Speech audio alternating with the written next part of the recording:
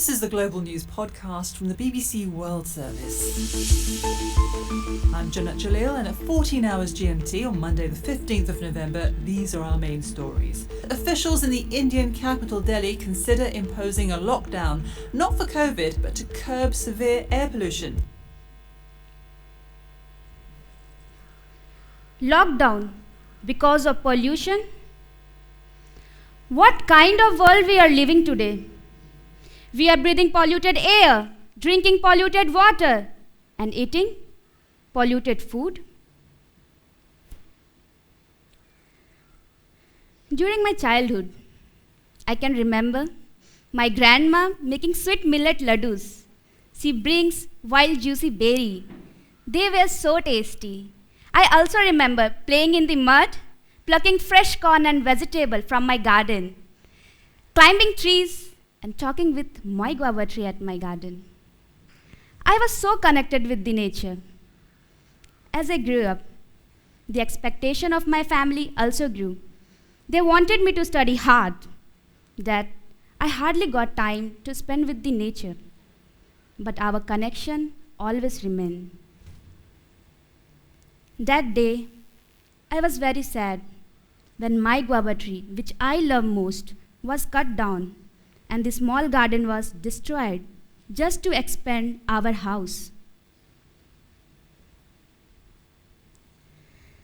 Until now, I knew my state Jarkhand, which is famous for its rich minerals, biodiversity, and forest.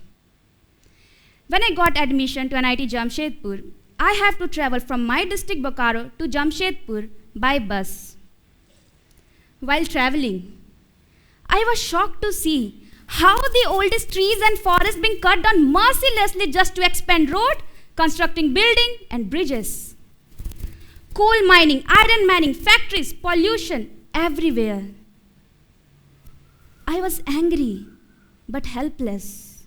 I had pressure of family, family had pressure of society to get a good job and being settled down. But luckily, during my college, I started suffering from severe eye pain and other chronic diseases. I had lost my interest in my study. Well, you must be wondering why I said I was lucky. Because this issue allowed me to go back to my village life, to eat healthy food, stay in mud house, and breathe clean air. So, after completing my BTech, I joined an NGO working in the rural area of Jarkhand with the tribal communities. While working there, I was again shocked to see how the villagers were mostly eating potato and rice, huge barren land, forest is vanishing, mud houses converted to concrete building, chemical farming became a common sight. It triggered me. I quit my job to understand the depth of the problem as well as the possible solution. For the same, I studied, volunteered, and visited more than 35 organizations across India, working in the area of sustainable farming, living, and food. Do you know, before Green Revolution, our 40% diets used to be millets. Millets, which is high in nutrition and can be grown in any adverse climate, now gone from our plate. India identified 5,000 plus uncultivated forest food and 100 plus edible weeds. But today, how many of them we know? This food has been stigmatized as the food of the poor. And sadly, even poor is forgetting it today. Everywhere you just see the monoculture of bioengineered rice, wheat, potato, soybean, and timber. Top on that, flooded with huge chemical. But who is benefiting from this industrial farming? The big corporates. And at what cost? Have you heard about the cancer train running from Punjab to Rajasthan? For the treatment of farmers suffering from these farm pesticides. not only farmer. Today, because of polluted food and environment, each and every person is suffering from one and another form of diseases: diabetes, cancer, asthma, malnutrition, obesity, and more. Our environment is impacting too: soil degradation, water pollution and depletion, loss of biodiversity, global warming, and climate change. I am young and I am afraid about our future and future of coming generation. We have to act now. There's a high need to conserve the indigenous and traditional knowledge of farming, food, and living. To address this need, my organization, WILD, come up with two major interventions. Number one, value addition on indigenous and uncultivated forest food. We believe if consumer will demand, then only farmer will conserve and grow indigenous food. Forest dweller will save the forest and rejuvenate it. Through value addition, we are also generating livelihood for the local marginalized community. Number two, restoring waste and barren land through regenerative agroforestry.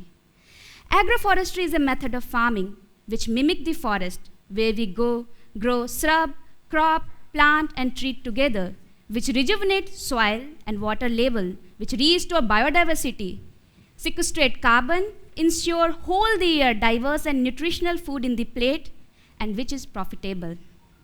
Though we are concerned about health and environment, we also don't want to forget those who often not considered as the part of the solution.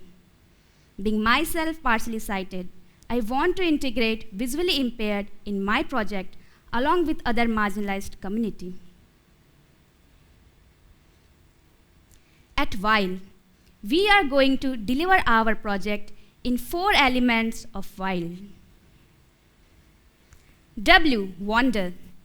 Here, the participant will get exposure of all the existing problem as well as the possible solution. I, imagine. Here, participant will work on the prototype of their solution, while sighted will draw and paint. Visually impaired will work on the tactile models. L, learn. Here, participant will learn by doing. They will do value addition, plantation, farming, marketing. D, deliver. Now participant is ready to start their own project or work in a team to aware a large mass of community, where we will provide them hand-holding support. What you will see in 5 years from now. In a once barren and wasteland, now is full of forest trees and plants, wild berries, palm, chiku, honey tree, bamboos, and more. Along with that, varieties of indigenous millets, pulses, vegetables, flowers, and fruits. Listen, peacock is calling. Bird chirping. Monkeys jumping from one tree to another tree.